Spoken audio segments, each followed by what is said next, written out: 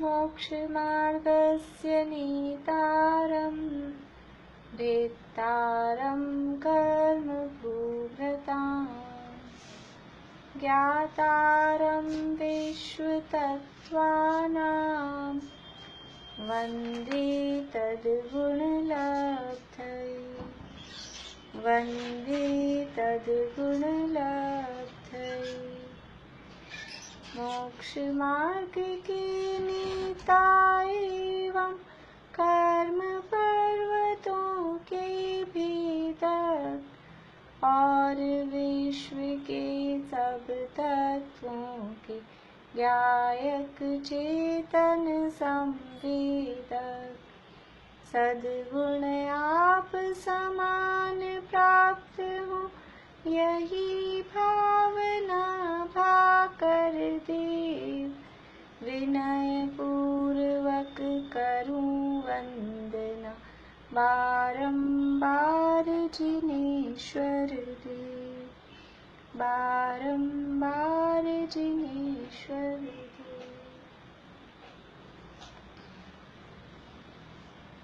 तत्वार्थ सूत्र नामक शास्त्र, इसके तीसरे अध्याय की चर्चा हम लोग कर रहे थे और तीसरे अध्याय में हमारी चर्चा चल रही थी।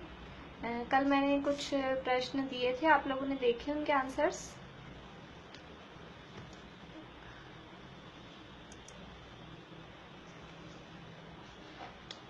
मैं प्रश्न पूछती हूँ, आप लोग उनका मतलब मैं जिनसे बोलूँ वो जवाब देंगे और फिर आप लोग बाकी के लोग वो मिलाते जाएं।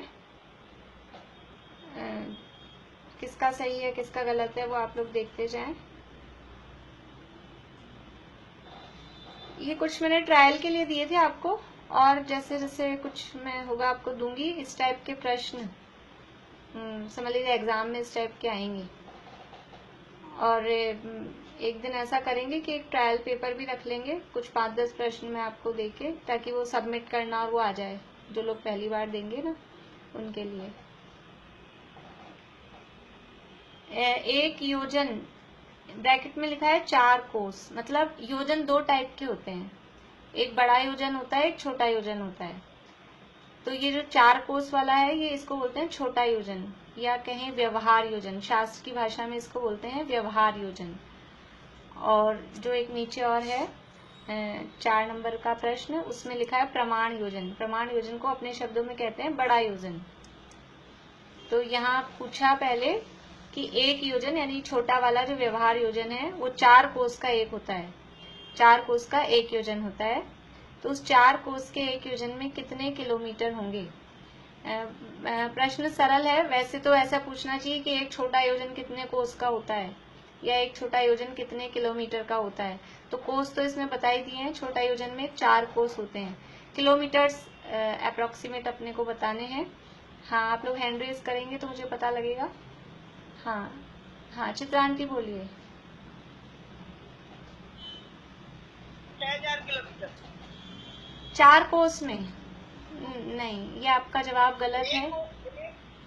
एक योजन नहीं मैंने लिखाया, लेकिन इसमें नीचे एक और प्रश्न है ना, एक कोस ब्रैकेट में, एक योजन ब्रैकेट में 4 कोस लिखा है। हाँ, आयुषी जी बोलिए। 12 किलोमीटर।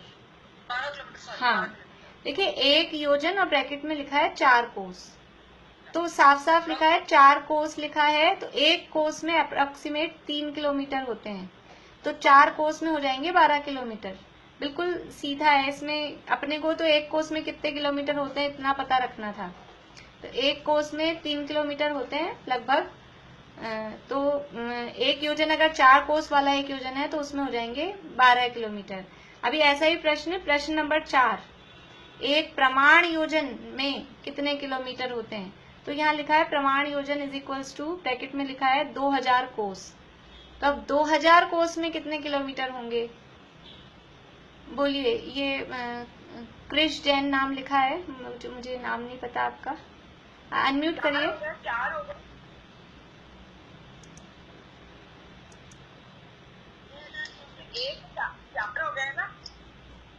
4, हाँ बोलिए, आप बोलिए। चित्रा आंटी 4 नहीं है, बोल रहे हैं आप? क्रश 10 6,000। हाँ, आपका नाम क्या है? हाँ ठीक है ठीक है। 6,000 किलोमीटर। एक योजन जो प्रमाण योजन बताया 2,000 कोस का, एक कोस 3 किलोमीटर का है, इतना ध्यान रखना है अपने को। तो एक कोस 3 किलोमीटर का है, तो 2,000 कोस। हाँ जी, कुछ पूछ रहे, बोल रहे हैं? हाँ, वो पॉइंट्स लगभग बोला ना हमने, लगभग उतना अपन अप्रोक्सीमेट मानते हैं। 12 से थोड़ा ज्यादा ही है एक्चुअल में। 12 से 6,400 होगा ये वाला प्रमाण वाला। हम लगभग 3 किलोमीटर का मान के चलते ना, हम अगर कैलकुलेटर से नहीं करें। वो एक्चुअल में वो माइल्स आते हैं, पहले तो माइल्स बताते हैं, माइल्स भी वो कुछ पॉइंट्स में आते हैं, फिर उसको कैलकुलेट करें। हम लगभग वाला अंदाज देख रहे हैं, पूरा एक्यूरेट नहीं देख रहे हैं। तो लगभग हम देखेंगे, तो अगर छोटा योजन है यानी 4 कोस का एक योजन हम देखेंगे तो उसमें 12 किलोमीटर होंगे, और बड़ा वाला योजन यानी 2,000 कोस का अगर योजन होगा तो लगभग उसमें 6,000 किलोमीटर के लगभग उसमें आ जाएंगे। वो थोड़ा बहुत ऊपर नीचे पॉइंट्स में उसमें होता है, वो हम नेग्लेक्ट करते हैं। दूसरा प्रश्न। हाँ जी, आपने फोर्थ पूछ लिया क्या भाभी? हाँ, वो पहले के साथ ही था ना, वो दोनों एक से ही हैं, इसलिए मैंने फोर्थ भी साथ में ले लिया। पहले का आंसर है 12 किलोमीटर और फोर्थ का आंसर है 6,000 किलोमीटर, लगभग के करीब। हाँ, लोक के मध्य में एक राजू चौड़ी, एक राजू लंबी और कुछ कम 13 राजू ऊंची डैश स्थित है। हाँ, अनीता जी बोलिए। त्रस नाली, बहुत अच्छा। कि एक राजू चौड़ी, एक राजू लंबी लिखा है। लंबी का मतलब है लंबाई चौड़ाई के अर्थ में, और 13 राजू ऊंची, ये है त्रस नाली। इसका आंसर है त्रस नाली, दूसरे का। तीसरा प्रश्न, लोक का कुल घनफल, लोक का कुल घनफल। हाँ, सुधा जी बोलिए, सुधा जी पाटनी। 43 घनफल कितना? 343। हाँ, 343 घनफल नहीं, घन राजू। 343 घन राजू। देखिए, बहुत सारे लोग एक साथ अनम्यूट मत होइए, मुझे भी कुछ समझ में नहीं आता, औरों को भी कुछ समझ में नहीं आता। सभी लोग एक साथ मत होइए अनम्यूट। मैं जिनका नाम बोल रही हूँ वही बोले।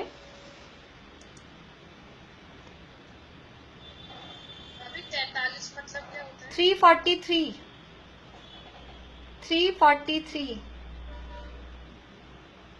343 घन राजू। घनफल पूछा है तो घन राजू में आएगा, ठीक है। फोर्थ हो गया अपना। फिफ्थ क्वेश्चन, अधोलोक में कुल कितनी पृथ्वियां हैं? अधोलोक में कुल कितनी पृथ्वियां हैं? हाँ, वीना भाभी बोलिए, वीना भाभी कोटा वाले। 7 पृथ्वियां हैं। अधोलोक में कुल 7 पृथ्वियां हैं। लोक की उत्तर दक्षिण मोटाई, लोक की उत्तर दक्षिण मोटाई कितनी है? हाँ, पारुल बताइए।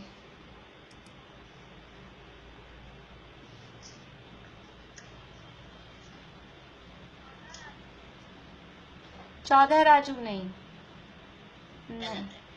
हाँ, चमेली आंटी बोलिए। लोक की मोटाई नीचे से 7 राजू नहीं, गलत गलत गलत है, गलत है।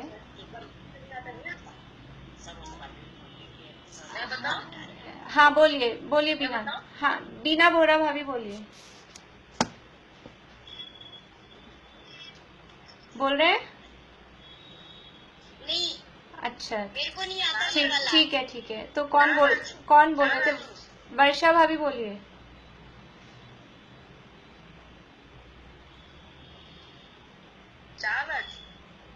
नहीं नहीं, वर्षा भाभी बोल रहे हैं। अभी कौन बोल रहे थे? मैं अभी, आपका वीडियो भी बंद रहता है तो पता नहीं चलता है कौन बोल रहे हैं। 1 लाख राजू, 1 लाख राजू। नहीं नहीं नहीं नहीं नहीं, अनीता जी बोलिए, अनीता जी, अनीता जी बताइए।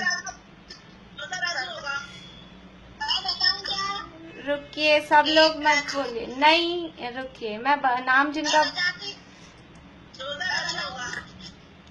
मुझे अब म्यूट, जिन्होंने बोल चुके हैं वो म्यूट हो जाइए, मुझे आवाज आ रही है, सही नहीं है आंसर। हाँ, मीना भाभी बोलिए, सूरत। हाँ, देखिए प्रश्न क्या है, प्रश्न है लोक की उत्तर दक्षिण मोटाई। उत्तर दक्षिण का मतलब क्या है? उत्तर दक्षिण कहलाता है ये जो ऊपर वाला हिस्सा है नक्शे में, वो उत्तर कहलाता है, नीचे वाला दक्षिण। ये तो ऐसा सिंपल नक्शे में है, पर ये जो लोक है अपना, ये लोक है 3 डायमेंशन में। तो ये अपन लोक का जो बनाते हैं इस तरह का, ये अपने लोक की आकृति है। अब ये 3 डायमेंशन में इस तरह से है।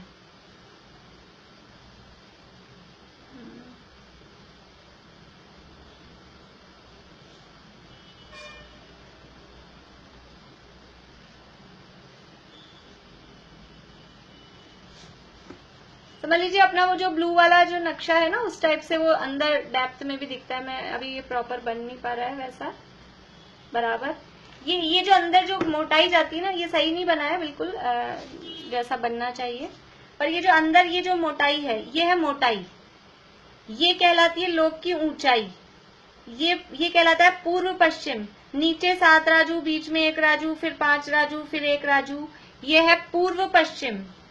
ये कहलाता है पूर्व पश्चिम। ये जो अपन ने देखा था ना, नीचे 7, फिर बीच में 1, फिर 5, फिर 1, ये है पूर्व पश्चिम।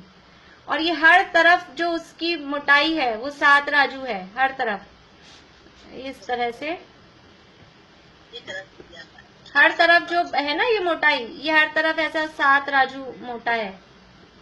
ये है, ये इस तरह से ये कहलाता है उत्तर दक्षिण। ये पीछे जाएगा ना ऐसे, मोटी कोई चीज होगी तो वो, अभी तो यहाँ क्या अपने को सिंगल सरफेस दिख रही है, वो मोटाई है तो वो पीछे जाएगी यूं, तो उसको कहेंगे उत्तर दक्षिण। तो उत्तर दक्षिण मोटाई है 7 राजू, सब जगह से 7 राजू मोटाई है। और ऊंचाई कितनी है? ऊंचाई सब जगह से 14 राजू है लोक की। केवल ये जो पूर्व पश्चिम चौड़ाई है उसमें फर्क है। ऊंचाई सब जगह एक सी है और मोटाई भी सब जगह एक सी है। और मोटाई कहलाती है उत्तर दक्षिण, और जो चौड़ाई है वो चौड़ाई कहलाती है पूर्व पश्चिम। ऐसा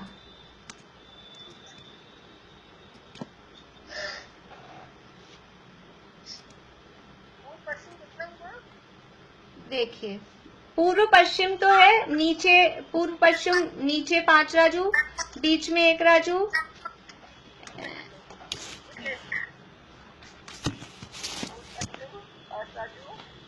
एक मिनट मैं बता रही हूँ, आप लोग रिपीट मत करिए।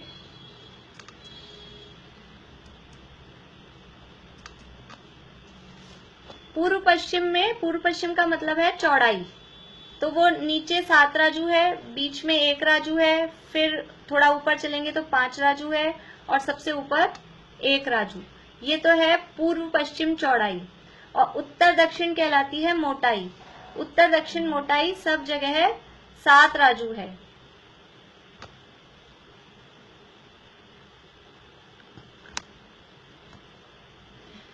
आ गया समझ में सबको? ये उत्तर दक्षिण मोटाई। अभी वो अपन नक्शा और निकाल के देखेंगे, देख लेंगे। वो जो अपना नक्शा है ना ब्लू वाला, जिसमें 3 लोक का है, तो उसमें जो डेप्थ दिखती है अंदर की तरफ, वो कहलाती है मोटाई, गहराई।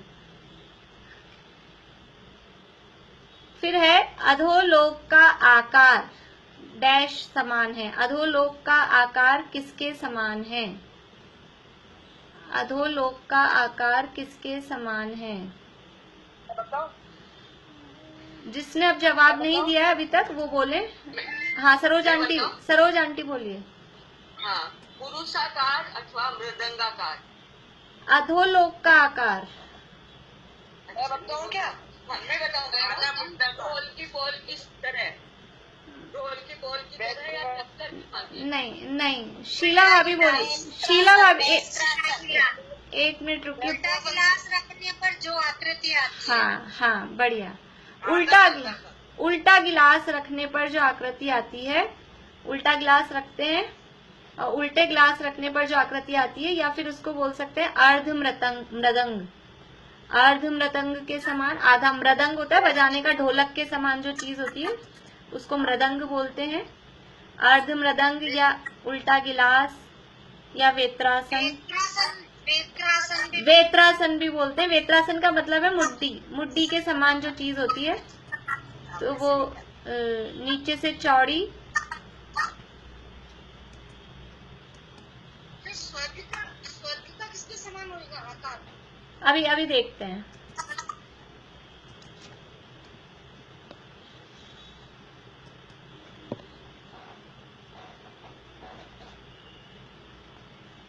अभी वेत्रासन को क्लियर बताओ ना कैसा? वेत्रासन मतलब अपनी मुड्डी नहीं होती है, थोड़ा नीचे से चौड़ी और ऊपर से सकड़ी बैठने वाली, जो मुड्डी टाइप की होती है। प्लास्टिक की भी आती है आजकल उस तरह की। थोड़ा आजकल तो एक्चुअल में सिमिलर शेप जैसी भी आती है, पर पहले पुराने जमाने में जो चलती थी वो नीचे से चौड़ी और ऊपर से बैठने के हिस्से में सकड़ी हो, वो वेत्रासन कहते हैं उसको। तो उल्टे गिलास के समान कह सकते हैं, अधोलोक का आकार उल्टे रखे हुए गिलास के समान, या वेत्रासन के समान, या फिर अर्ध मृदंग। ये शब्द तो शास्त्रों के हैं, उल्टा गिलास तो अपना ही है, उसको शकोरा है, वहां पर भी शब्द शास्त्रों में शकोरा शब्द है, उल्टा रखा हुआ शकोरा। तो गिलास तो अपना शब्द है, हम उसको ऐसे ही मुड्डी बोल सकते हैं वेत्रासन को अपने शब्दों में। या अर्ध मृदंग, मृदंग तो जो ढोलक के समान होता है, थोड़ा सा ढोलक में मृदंग में फर्क होता है। मृदंग बीच में से चौड़ी ज्यादा होती है, तो वो आधा मृदंग, या बीच में से जो चौड़ा हिस्सा है उस मृदंग को आधा करा और चौड़े हिस्से को ऐसा रख दिया उल्टा, तो वो कहलाएगा अर्ध मृदंग के समान।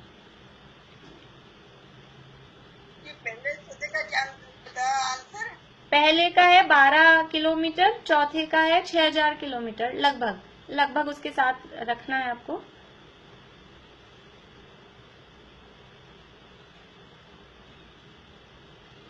लोक के तल भाग की पूर्व पश्चिम चौड़ाई, नेक्स्ट क्वेश्चन है, लोक के तल भाग की पूर्व पश्चिम चौड़ाई कितने राजू है?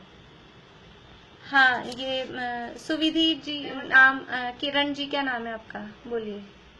7 राजू है। 7 राजू, बढ़िया, 7 राजू। लोक के तल भाग की पूर्व पश्चिम, ये पूर्व पश्चिम चौड़ाई जो है वो अलग अलग टाइप की है, तो सबसे नीचे तल भाग में वो चौड़ाई है 7 राजू। लोकाकाश डैश के मध्य स्थित है, लोकाकाश किसके मध्य स्थित है? सुलोचना जी, आवाज चालू करिए आपकी।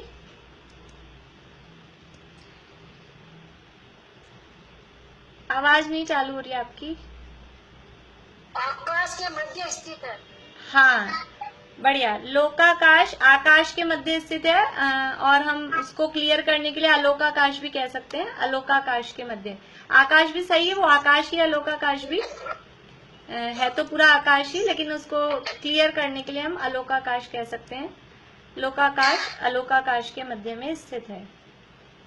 अधोलोक की कुल ऊंचाई, अधोलोक की कुल ऊंचाई कितनी है? हाँ जी, सुनीता आंटी बोलिए। 7 राजू, अधोलोक की कुल ऊंचाई 7 राजू है। लोक का आकार डैश अथवा डैश के समान है, यानी लोक का आकार किसके समान है? 2 उदाहरण देने हैं। बेला भाभी, नहीं ना, बेला बज बोलिए। पुरुषाकार। हाँ, एक हो गया, 2 उदाहरण देने हैं। पुरुष मृदंग का, ढोलक। नहीं, मैं बोलूं? हाँ, आगे आंसर आ गए। देखिए लोक का आकार, जैसे अभी हमने 2-3 उदाहरण अधोलोक के आकार के लिए लिए, उसी उदाहरणों को हम लोक के लिए ले सकते हैं, मतलब उसी में आगे बढ़ाकर। तो लोक का आकार है पूरा आकार, पुरुषाकार कह सकते हैं। और 1.5 मृदंग के आकार, क्योंकि आधा मृदंग तो रखा था हमने अधोलोक की जगह, और उसके ऊपर 1 मृदंग और रखेंगे। मृदंग ढोलक, ढोलक भी अकेला नहीं है, 1.5 ढोलक बोलेंगे अगर ढोलक भी कहना है तो 1.5 मृदंग, आधा मृदंग पहले उल्टा रखा, उसके ऊपर 1 सीधा मृदंग, 1.5 मृदंग के आकार। अथवा कहें हम ग्लास, तो ग्लास कैसे कि 1 उल्टा ग्लास, फिर उसके ऊपर 1 सीधा ग्लास, और फिर उसके ऊपर वापस उल्टा ग्लास। तो ऐसा 3 गिलास जो एक के ऊपर एक रखे हों, एक के ऊपर एक, मतलब इस तरह से, तो उसको भी कह सकते हैं ये लोक का आकार। त्रिशराव संपुटाकार उसके लिए शब्द है, कोई बात नहीं, वो शब्द नहीं याद होता है। आप 1.5 मृदंग और पुरुषाकार, इतना अपन ध्यान रख सकते हैं। और 3 गिलास एक के ऊपर एक रखे हों तरीके से, वो आकार लोक का कहा जाता है। पतली वायु के घेरे को क्या कहते हैं? पतली वायु के घेरे को, मनोरमा आंटी।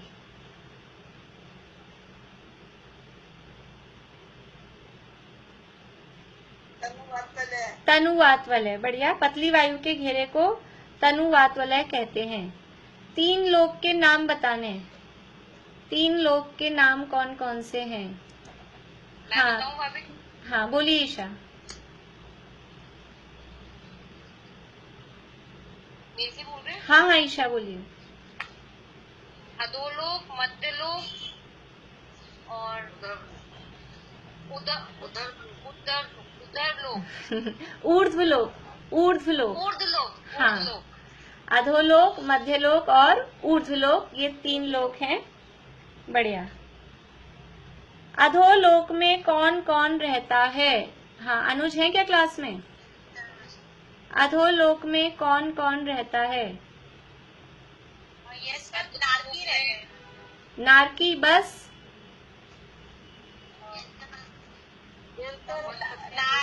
हाँ, नारकी, और वो पहले दूसरे में वलों में वो व्यंतर देव भी रहते हैं। चलिए, और मैं बताऊं भवनवासी देव, भवनवासी और व्यंतर देव, 9 प्रकार के भवनवासी। अशोक कुमार। चलिए ठीक है, सबका मिलजुल के कुछ कुछ जवाब आ रहा है।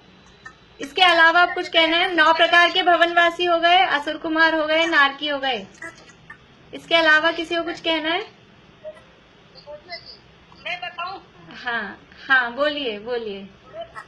राक्षस जाति को छोड़कर 7 प्रकार के व्यंतर और असुर कुमार को छोड़कर 9 प्रकार के भवनवासी देव रहते हैं। पंखवाद में रहते हैं राक्षस और असुर कुमार, पंखवाद में रहते हैं। बाकी सब जगह नारकी जीव रहते हैं। चलिए चलिए, इसके अलावा स्थावर जीव भी सब जगह हाँ, पाए जाते हैं। बढ़िया बढ़िया। देखिए कौन से दिगंश रहते हैं? अब बाकी लोग म्यूट हो जाइए, सभी लोग म्यूट हो जाइए। त्रस जीव नहीं रहते, त्रस मतलब विकलत्र जीव नहीं रहते, और कोई भी प्रकार के जो जीव हैं विकलत्र वगैरह, वो वहां नहीं रहते। प्रश्न अपना है अधोलोक में कौन कौन रहते हैं? तो अधोलोक में भवनवासी देव, व्यंतर देव, सामान्य रूप से हम जवाब दे सकते हैं। अधोलोक में भवनवासी देव, व्यंतर देव और नारकी रहते हैं। इसके अलावा 5 प्रकार के स्थावर, वो लोक में सब जगह ही रहते हैं, तो वो रहते हैं। इसके अतिरिक्त कोई भी 2 इंद्रिय, 3 इंद्रिय, 4 इंद्रिय, पंचेंद्रिय, अन्य कोई पंचेंद्रिय तिरंश वगैरह वहां पर नहीं रहते हैं। ठीक है। लोक के चारों ओर स्थित 3 वात वलयों के नाम बताइए। 3 वात वलयों के नाम। जिन्होंने अभी तक नहीं बोला है वही बोले, कोई भी अनम्यूट नहीं करे। मैं नाम बताती हूँ। हाँ बोलिए, पूनम जी बोलिए। घनोदधी वात वलय, घन वात वलय और तनु वात वलय। बढ़िया। देखिए ये इस टाइप से आपको तैयारी करनी है। ये आपको एक ट्रायल था कि कैसे अपने को तैयारी करनी है। इस तरह के प्रश्न केवल एक, और उसमें इतनी यार आपको सुविधा होगी कि वहां आपको ऑप्शन भी लिखे हुए मिलेंगे, आपको केवल छांटना है। आपको अभी तो यहाँ ऑप्शन नहीं थे, यहाँ तो आपको सोचना था, वहां आपको ऑप्शन भी मिलेंगे क्वेश्चन पेपर में, तो आपका केवल सही आंसर उसमें से देखना पड़ेगा। लेकिन ये तो बहुत कम है, ये अभी तो समझ लीजिए 1 पेज के प्रश्न हैं शुरू के। अभी इसके अलावा जितना अपन ने 6 सूत्र तक जितना पढ़ा है,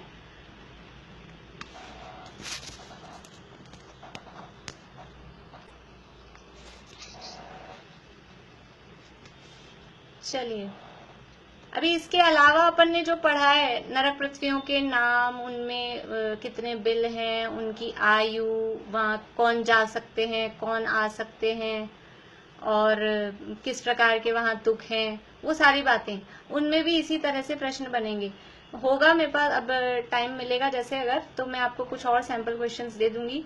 आपको इस तरह से तैयारी करनी है, ये आपको एक तरीका इसमें पता लगा है कि कैसे अपने को पढ़ाई करनी है। प्रश्न आएंगे छोटे छोटे से ही, और उसमें ऑप्शन भी आएंगे या फिर हाँ ना वाले होंगे कि ये सही है या गलत है, बस ऐसा रख लेंगे अपन। अभी तो 10 लक्षण के बाद में जब आप लोगों को सही लगेगा उस हिसाब से रख लेंगे। चलिए अपनी बात चल रही थी, मध्यलोक में थे अपन लोग, और मध्यलोक में भी जम्बूद्वीप में 6 महापर्वत हैं जिन्हें हम षट कुलाचल बोलते हैं, हिमवन, महाहिमवन, निषद, नील, रुक्मी और शिखरी। और उन 6 पर्वतों के कारण पूरा जम्बूद्वीप 7 भागों में विभाजित हो गया, जिन्हें 7 क्षेत्र कहते हैं, भरत, हेमवत, हरि, विदेह, रम्यक, हैरण्यवत और ऐरावत। ये 7 क्षेत्र हैं, और इन 7 क्षेत्रों में 14 नदियां बहती हैं, 2-2 नदी एक एक क्षेत्र में बहती है। और इस पूरे जम्बूद्वीप में बीचों बीच एक सुमेरु नाम का, सुदर्शन मेरु नाम का पर्वत है। ये जम्बूद्वीप है, और इस जम्बूद्वीप में बीचों बीच सुमेरु नाम का पर्वत है, और इस सुमेरु पर्वत पर 4 वन हैं। कौन कौन से 4 वन हैं? सबसे नीचे जमीन पर, भूमि पर भद्रसाल वन, फिर उससे 500 योजन की हाइट पर नंदन वन, फिर उससे 62,500 योजन, 62,500 योजन की हाइट पर 62,500 हाइट पर सोमनस वन है, और उससे 36,000 योजन की हाइट पर पांडुक वन है। इस तरह से 4 वन इस सुदर्शन मेरु जो जम्बूद्वीप के बीचों बीच है, इस सुमेरु पर्वत पर हैं, और एक एक वन में एक एक अकृत्रिम चैत्यालय है। तो 4 वन में यानी एक वन की एक दिशा में एक अकृत्रिम चैत्यालय है। तो एक वन में कुल हो गए 4 अकृत्रिम जिनालय, और 4 वन में कुल हो गए 16 अकृत्रिम जिनालय। कुछ लोगों को थोड़ा फास्ट लगा, लिख नहीं पाए, मैं वैसे तो रिपीट करती हूँ बार बार में, फिर भी ये बात इतनी तो सबको समझ में आई कि 4 वन हैं, एक वन में 4 जिनालय हैं, एक दिशा में एक, तो हर वन की 4 दिशाएं हैं, 4 दिशाओं में 4 जिनालय, और वन है 4, एक वन में 4 जिनालय और वन है अपने पास 4, तो 4 चौक 16 जिनालय पूरे सुमेरु पर्वत पर ये अकृत्रिम जिनालय होते हैं। अब ये जो सुमेरु पर्वत की रचना भी हमने देख ली थी कि किस तरह से ये इसके कट वगैरह हुए थे, वो सारी अपन ने रचना देख ली थी। चूलिका की बात भी देख ली थी। इसकी चूलिका 40 योजन ऊंची है, और जमीन पर 12 योजन चौड़ी है, बीच में 8 योजन, और ऊपर शिखर बिल्कुल टॉप पर पहुंचते हैं तो चूलिका 4 योजन की मोटाई वाली रह जाती है। इस तरह से इसकी चूलिका है। इसके अलावा हमने, चूलिका का मतलब है उसका शिखर जो टॉप होता है बिल्कुल। 4 तो वन है, भद्रसाल वन, फिर नंदन वन, फिर सोमनस वन और फिर पांडुक वन। तो पांडुक वन तक पहुंचते हैं तो हाइट हो जाती है 99,000 योजन की हाइट हो जाती है। और इस 99,000 योजन की हाइट पर फिर एक ऐसा छोटा शिखर, टॉप जैसा, जिसे चूलिका बोलते हैं, वो और है। और ये इस शिखर से टच होते हुए ही स्वर्ग चालू हो जाता है। तो ये जो शिखर है इसकी टोटल हाइट है 40 योजन। 40 योजन की चूलिका की हाइट है, और ये चौड़ाई इसकी नीचे से 12 योजन, बीच में 8 योजन और ऊपर बिल्कुल टॉप पर 4 योजन की इसकी चौड़ाई है। इसी से रिलेटेड हमने जो और 4 मेरु थे उनकी चर्चा भी हमने कर ली थी। ये सुदर्शन मेरु है, सुमेरु पर्वत, ये है जम्बू द्वीप में, और इस जम्बू द्वीप को घेरे हुए लवण समुद्र है, और लवण समुद्र के चारों ओर धातकी खंड नाम का द्वीप है। तो समझ लीजिए कि ये जम्बू द्वीप, फिर ये लवण समुद्र, और ये फिर धातकी खंड, और इस धातकी खंड के चारों तरफ कालोदधी समुद्र, और कालोदधी समुद्र के चारों ओर आधा पुष्कर द्वीप। पुष्कर द्वीप आधा, ये सब मिला के कहलाता है 2.5 द्वीप। इन 2.5 द्वीप में 5 मेरु हैं। तो एक मेरु तो ये सुमेरु जिसकी रचना हमने देखी, सुदर्शन मेरु। इसके बाद में दूसरा मेरु है, दूसरे मेरु का नाम है विजय मेरु, वो है धातकी खंड की पूर्व दिशा में। तीसरे मेरु का नाम है अचल मेरु, वो है धातकी खंड की पश्चिम दिशा में। चौथे मेरु का नाम है मंदर मेरु, वो है धातकी खंड की पूर्व दिशा में। और 5वें मेरु का नाम है विद्युन्माली मेरु, वो है धातकी खंड की पश्चिम दिशा में। अभी ये आपको 5 मेरुओं की दिशाएं और ये याद रखना है। आपसे ऐसा पूछा जा सकता है, मंदर मेरु कौन से द्वीप में है, किस दिशा में है, अचल मेरु कौन से द्वीप में है, किस दिशा में है। तो बराबर आपको वो ध्यान रखना है कि कौन सा मेरु किस द्वीप में है, किस दिशा में है। ठीक है, द्वीप में है क्या मंदर मेरु, या विद्युन्माली में है, धातकी खंड में है? मंदर मेरु पुष्करार्ध में, पुष्करार्ध, पुष्कर आधा जो पुष्कर द्वीप है उसको पुष्करार्ध बोलते हैं।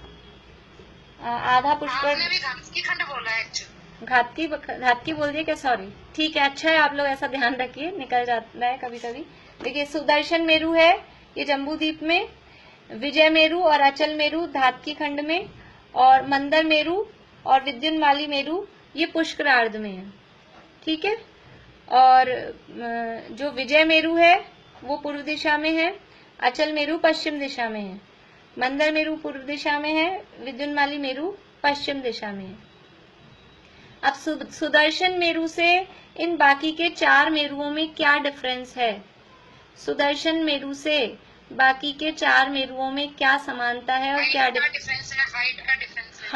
हाँ, तो ये जो 4 मेरु हैं बाकी सारी बातों में तो समान है।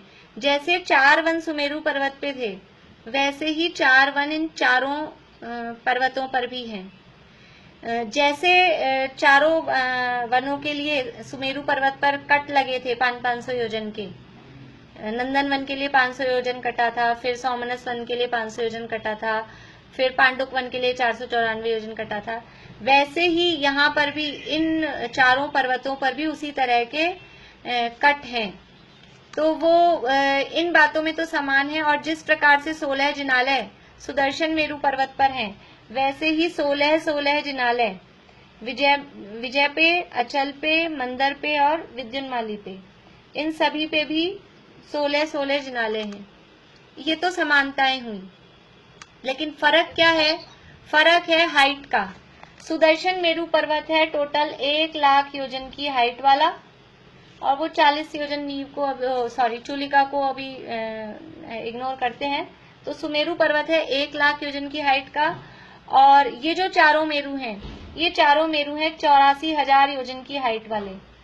लेकिन इसमें ये ध्यान रखना है, देखिए पूजा में 84,000 योजन कहा गया है इनको, और सुमेरु पर्वत को 1 लाख योजन का है। और भी आप कहीं पढ़ेंगे तो यही हाइट आपको मिलेगी। लेकिन ये ध्यान रखना है कि सुमेरु पर्वत के 1 लाख योजन में इसकी जो नींव है 1000 योजन की, वो 1000 योजन की नींव प्लस करके कहा गया है 1 लाख योजन। ठीक है, सुमेरु पर्वत की जो 1 लाख योजन की हाइट कही है, उस 1 लाख योजन की हाइट में इसकी जो 1000 योजन की नींव है वो इस हाइट में प्लस है। ठीक है, भूमि के ऊपर तो ये 99,000 योजन ऊपर है, ये हमको ध्यान रखना है। लेकिन सामान्य रूप से सुमेरु पर्वत को 1,00,000 योजन का कहते हैं। और ये जो चारों पर्वत हैं, ये चारों पर्वत को 84,000 योजन 84,000 योजन के कहते हैं।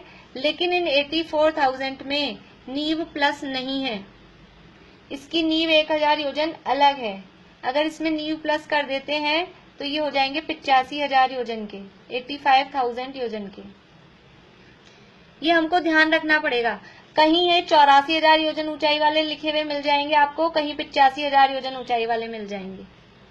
तो वो अपेक्षा। लेकिन दीदी आप क्वेश्चन पूछोगे तो हम क्या बोलेंगे? 85,000। हाँ जब मैं क्वेश्चन पूछूंगी तो मैं बता दूंगी आपको क्या आंसर लिखना है। फिर भी आप 84,000 योजन ही लिखें, 84,000 योजन ही ज्यादा इसका चलता है, आप 84,000 योजन ही लिखें।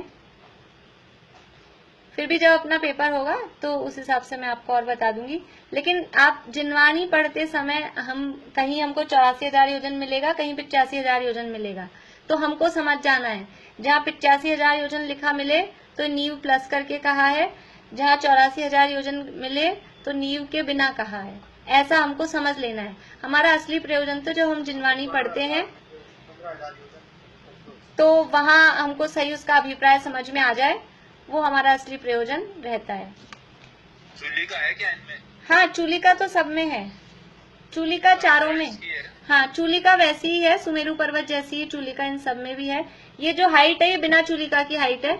40 योजन कुछ मायने नहीं रखती है लाखों के आगे, हजारों के आगे, इसलिए उस 40 को गिनते नहीं है। 1,00,000 योजन का बोल देते हैं सामान्य रूप से, 84,000 योजन का बोल देते हैं। चूलिका सब में है, चारों में भी चूलिका है, सुमेरु पर्वत में भी चूलिका है। अब इन चारों की हाइट में क्या फर्क है कि जो विजय, अचल, मंदर और विद्युन्माली, इन 4 पर्वतों में भूमि पर भद्रसाल वन है, भूमि पर भद्रसाल वन है। इसके बाद में 500 योजन की हाइट पर नंदन वन है। ये तो सुमेरु पर्वत की जैसा ही समान है, इतनी तो समानता है। लेकिन जो सोमनस वन है, सोमनस वन सुमेरु पर्वत पे था, कितनी हाइट पर था? 62,500 की हाइट पर। और इन चारों में कितनी हाइट पर है? वो है 55,500, 55,500 योजन की हाइट पर वो सोमनस वन है। ये अंतर यहाँ पर आया। हाँ ये वाली इसकी नहीं हो रही है, वीडियो रिकॉर्डिंग नहीं हो रही है, ऑडियो कर रही हूँ मैं। ये जो देखिए अपन ऐसा कर सकते हैं, आपको लिखना हो तो आप लोग ऐसा कर सकते हैं, सुमेरु, सुमेरु और यहाँ लिखो चारों मेरु, शेष चारों, ऐसा 2 कॉलम बना लिए। और फिर इसमें अपन ने यहाँ लिख लिया भद्रसाल वन, तो ये भूमि पर, यहाँ पर भी भूमि पर। फिर नंदन वन 500 योजन की हाइट पर, 500 योजन की हाइट पर। फिर सोमनस वन, तो ये है 62,500 योजन की हाइट पर, और ये है 55,500 योजन की हाइट पर। ऐसे ही फिर है पांडुक वन, तो पांडुक वन सुमेरु पर्वत पर है 36,000 योजन ऊपर जाने पर, और इसमें आ जाएगा 28,000 योजन ऊपर जाने पर। तो ऐसा अपने को डिफरेंस सामने समझ में आ जाएगा। इस तरह से आप अगर कॉपी मेंटेन कर रहे हैं या रफ में भी जैसे भी लिख रहे हैं, तो इस तरह से लिखेंगे तो एक ही बार में आपको चारों चीजें समझ में आ जाएगी कि कहाँ तो समानता है और कहाँ डिफरेंस है। ऐसा ये योजन है सभी, मैंने योजन नहीं लिखा है इनके आगे। तो ये सुमेरु पर्वत और ये चारों मेरु पर्वत। और फिर एक कॉलम और बना सकते हैं, कौन सी द्वीप की कौन सी दिशा में है, वो एक कॉलम और बना सकते हैं अपन। तो सुमेरु पर्वत है वो जम्बू द्वीप में है, बीचों बीच है। फिर विजय मेरु कहाँ है, अचल मेरु कहाँ है, उसका कॉलम अपन और बना सकते हैं।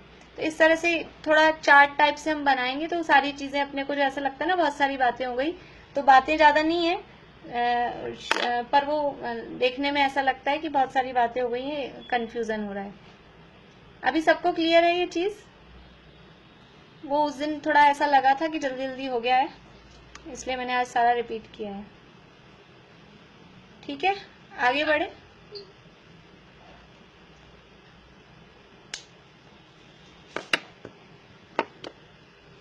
इसको साफ कर दूं। नंदनवन की और बता दी, द्वीप बता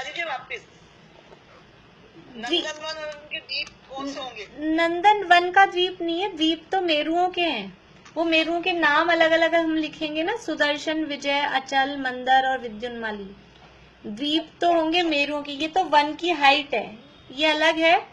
और हम उसका पांचों मेरु के नाम लिखेंगे, तो पांचों मेरु के नाम लिख के कौन सा मेरु कहाँ पर है तब होगा। अभी हमने पांचों मेरु के नाम नहीं लिखे, अभी केवल सामान्य रूप से चारों मेरु यहाँ इकट्ठा लिख के ऐसा कर दिया। ये वन तो चारों ही मेरुओं में इसी नाम के हैं, वनों में फर्क नहीं है। हाँ,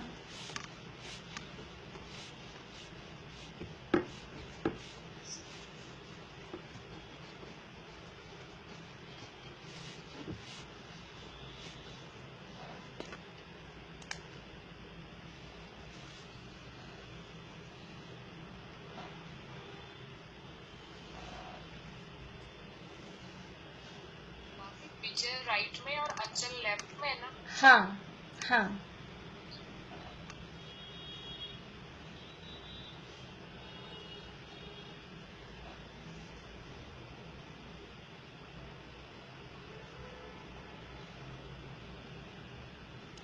ये सुमेरु पर्वत से जुड़े हुए हमने 4 गजदंत पर्वत भी देखे थे। गजदंत का मतलब है हाथी दांत के समान, हाथी दांत के आकार के ये 4 पर्वत सुमेरु पर्वत से, और इधर से निषद और नील जो कुलाचल हैं, जो पर्वत हैं, उनसे जुड़े हुए ये पर्वत हैं।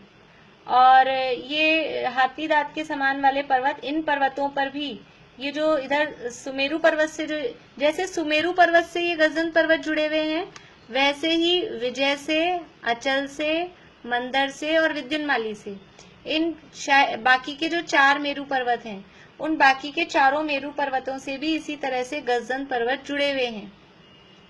जैसे सुमेरु पर्वत में गजदंत पर्वत हैं जुड़े हुए, वैसे ही उन चारों मेरुओं में भी गजदंत पर्वत जुड़े हुए हैं।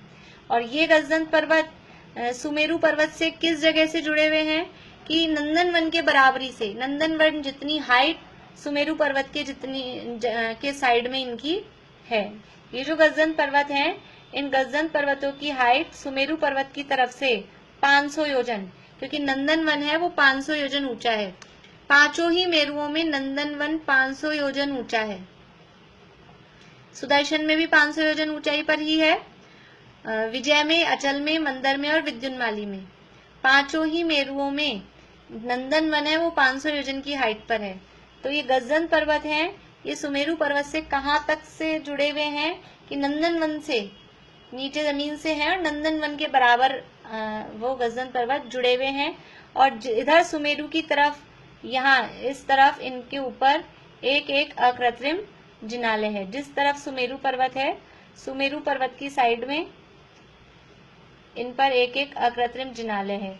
एक गजदंत पर्वत पर एक अकृत्रिम जिनालय, इस तरह 4 गजदंत पर्वत पर 4 अकृत्रिम जिनालय इसमें होते हैं।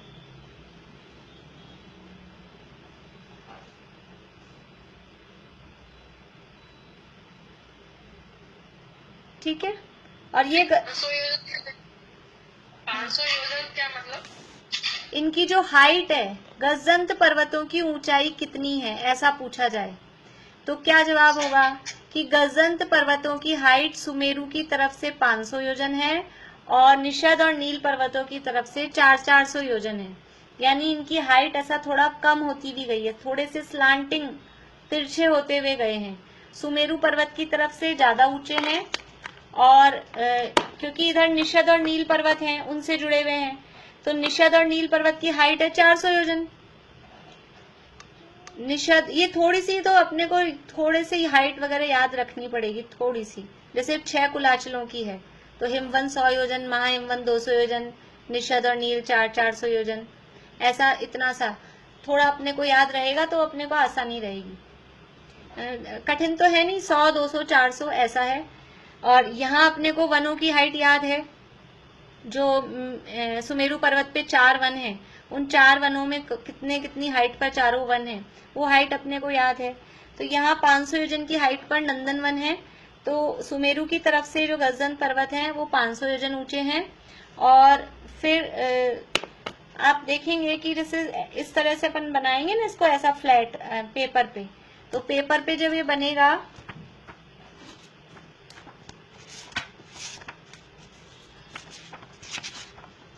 जैसे ऐसे पेपर पे अपन ने बनाए, ये पेपर पे इस तरह से बना रहे हैं, तो अब ये इधर पेपर पे भी ऐसा ही दिख रहा है। अब इस पे अपन समझ लीजिए कुछ रखें कि एक तरफ तो थोड़ी कम ऊंची चीज रखें, 400 योजन की ऊंची। ये समझ लीजिए ये जो मार्कर है ये तो 400 योजन ऊंचा है, सुमेरु 500 योजन ऊंचा है, ये नंदनवन है, और ये पेंसिल है ये 400 योजन ऊंची है, ऐसा। तो ये पर्वत अब यहाँ से यहाँ ऐसा जुड़ेगा, तो इसकी हाइट इधर ज्यादा होती भी और इधर कम होती भी जाएगी। समझ में आ रहा है? ये मैं कर्व नहीं बना पा रही हूँ यहाँ पर, ऐसा मोड़ नहीं दे पा रही हूँ, लेकिन इधर से तो ये ऊंचा ज्यादा है और इधर से ऊंचा कम है। आ रहा है समझ में आप लोगों को? मुझे किसी के भी चेहरे से नहीं लग रहा कि समझ में आ रहा है, पता नहीं। वैसे ही समझ लीजिए आप लोग कि इधर आ रहा है। सुमेरु पर्वत की तरफ से इसकी हाइट है 500 योजन, गजदन पर्वतों की चारों ही, और निषद और नील पर्वतों की, ये निषद पर्वत ये नील पर्वत, निषद और नील पर्वतों की तरफ से 400 योजन की हाइट है, यानी ऐसा थोड़ा घटता हुआ गया है।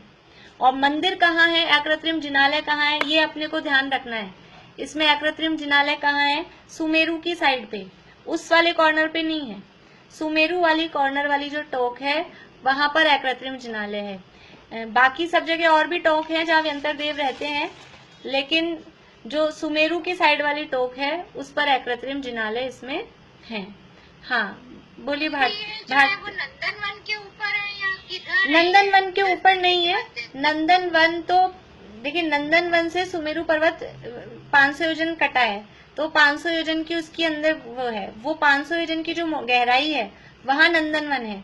उससे ही ज्वाइंट, जैसे आप लोग अभी कोई मांगी तुंगी गए हो समझ लीजिए, तो वो मांगी तुंगी जो लोग गए होंगे उनको पता चलेगा, लेकिन सबको नहीं पता चलेगा। कुछ अपने ऐसे फ्लाईओवर बनते हैं कि एक फ्लाईओवर बना हुआ है और फिर उसी से जुड़ा हुआ एक राइट से दूसरा निकाल देते हैं, कभी लेफ्ट से दूसरा निकाल देते हैं, तो उसी की हाइट जितना, उसी के बराबर में उसी से मिला हुआ दूसरा फ्लाईओवर बना देते हैं। तो जैसे ये एक नंदनवन तो है ही एक पहले से, समझ लो एक फ्लाईओवर पहले है ही, अब उससे जुड़ा हुआ एक और है, तो वो जो दूसरा फ्लाईओवर निकला है, जो दूसरा वन बना है, उस पर ये अकृत्रिम जिनालय है। नंदनवन में नंदनवन का है, और गजदन पर्वत नंदनवन का जो वो गोलाकार है सुमेरु पर्वत, वो नंदनवन का एरिया यहाँ खत्म हुआ, फिर उससे ज्वाइंट होके ये चालू हो गया है। ये नंदनवन का समझ लीजिए, ये नंदनवन है, ये यहाँ इसकी लास्ट आ गई। अब यहाँ से जुड़ के ये गजदन पर्वत शुरू हो गया, तो यहाँ से ये जो जुड़ के शुरू हुआ, तो इस जगह वो दूसरा जिनालय है, और नंदनवन में नंदनवन का जिनालय। हमको भी चित्र में तो क्या पास पास दिखते हैं, एक्चुअल में योजन बड़े हैं। ये जो यहाँ 500 योजन है, ये जो योजन यहाँ कहे गए हैं, ये 6000 किलोमीटर वाले हैं, बड़ा योजन है यहाँ पर ये सब, तो बहुत बड़ा एरिया है, काफी दूरी भी हो जाती है, एरिया भी बहुत बड़ा है। यहाँ पर एक योजन है वो 6000 किलोमीटर वाला एक योजन है। ये जितनी भी अकृत्रिम रचनाएं हैं, अकृत्रिम रचनाओं में बड़ा योजन लगता है। जो भी पर्वतों की हाइट वगैरह है, इन सब में बड़ा वाला 2000 कोस वाला यानी 6000 किलोमीटर वाला योजन लगाते हैं। और अगर किसी मनुष्य तिरंचों के शरीर की ऊंचाई वगैरह है या कुछ अकृत्रिम जिनालय हैं, उनमें किसी किसी में छोटा योजन लगता है, वो बता देते हैं कहाँ बड़ा लगता है कहाँ छोटा लगता है। यहाँ सब अभी बड़ा योजन वाला अपने को समझना चाहिए। तो इस तरह से आज समझ लीजिए अपना थोड़ा सा पिछला ही अपन ने उसको वापस से देखा है। नया अपन विषय, अब कल क्लास शुरू होते ही अपन नया विषय शुरू कर देंगे। इसमें अभी किसी को और कुछ कंफ्यूजन हो तो आप लोग पूछ लीजिए, फिर टाइम अपना हो रहा है। और जिन लोगों को रात जल्दी होती हो, देर होती हो, तो निकल जाएं बराबर क्लास से, कोई दिक्कत वाली बात नहीं है। 9 बार नमोकार मंत्र बोल के वो उठ जाए, हम 2-4 मिनट में पूरी करेंगे क्लास। एक बार इनकी दिशाएं और बता दीजिए। विजय अचल मंदिर मेरू, विजय मेरू है पूर्व दिशा में, धात की खंड की पूर्व दिशा में। पूर्व का मतलब है राइट साइड। अचल मेरू है धात की खंड की पश्चिम दिशा में, यानी लेफ्ट साइड।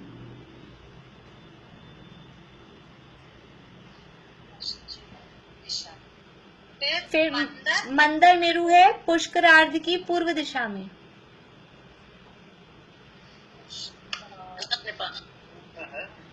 और विद्युन्माली मेरु है,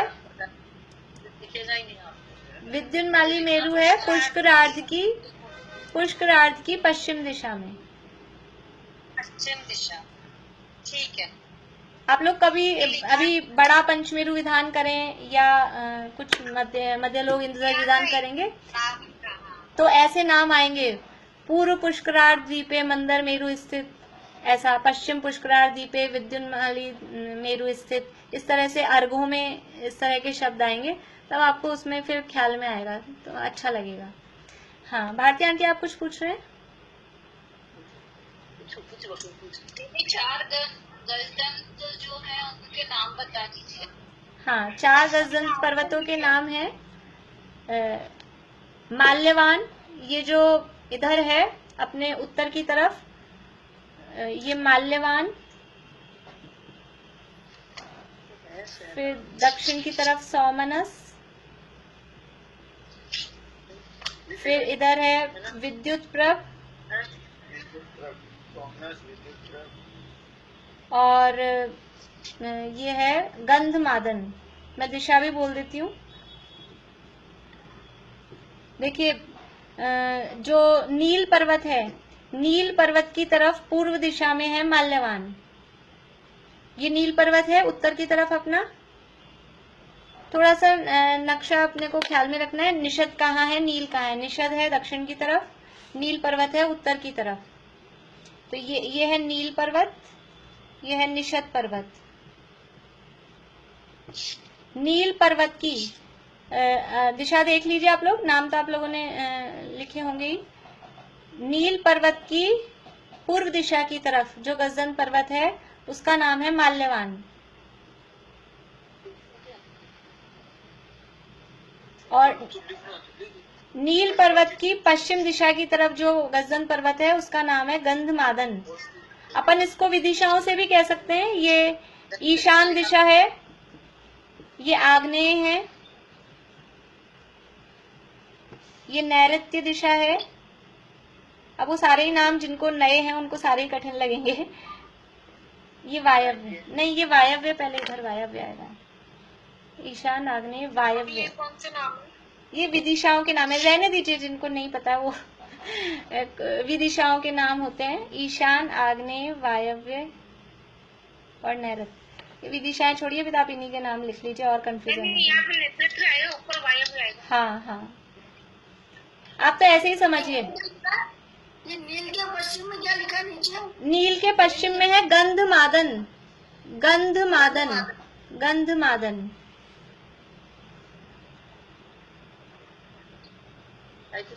और निषद पर्वत के पूर्व दिशा की तरफ है सौमनस, और निषद पर्वत के पश्चिम दिशा की तरफ है विद्युत प्रभ। निषद पर्वत के पूर्व दिशा की तरफ सौमनस गजदंत पर्वत, और निषद पर्वत के पश्चिम की तरफ है विद्युत प्रभ। और विदिशाओं से देखेंगे तो ईशान आग्नेय वायव्य और नैऋत्य। नीचे वाली नैऋत्य, ऊपर हाँ वाली वायव्य। नीचे वाली नैऋत्य, हाँ नीचे वाली नैऋत्य और ऊपर वाली वायव्य, ऐसा। दीदी एक क्वेश्चन पूरे। हाँ बोलिए, हाँ बोलिए। ये आपके ना विजय अचल या विद्युन्माली, इनका नीचे का फैलाव कितना है? उतना ही है, 10,000 योजन नीचे का फैलाव। हाँ, जैसा सुमेरु पर्वत का है वैसा ही विस्तार उतना ही है। नीचे, हाँ ठीक।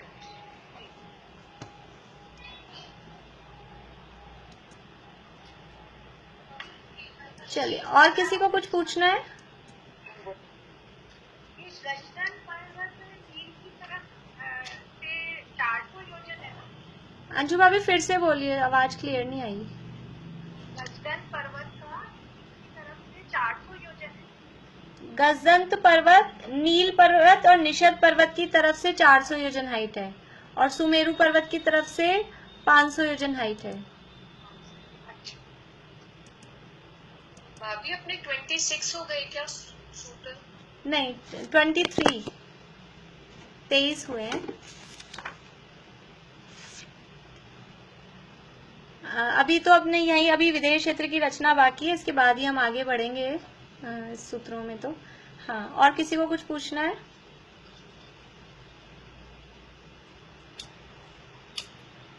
चलिए, तो अभी अपन पूरा करते हैं यहीं पे।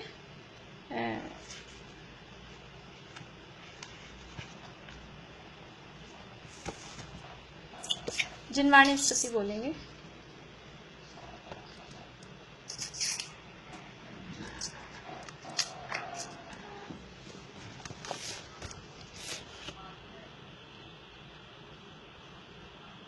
रतिया रतिया श्री चंद्र जिन तुम्हें अपूरब चंद्र, निशेष हो निर्दोष हो निर्विघ्न हो निष्कंप हो, निकलंक हो अकलंक हो, निष्ताप हो निष्पाप हो।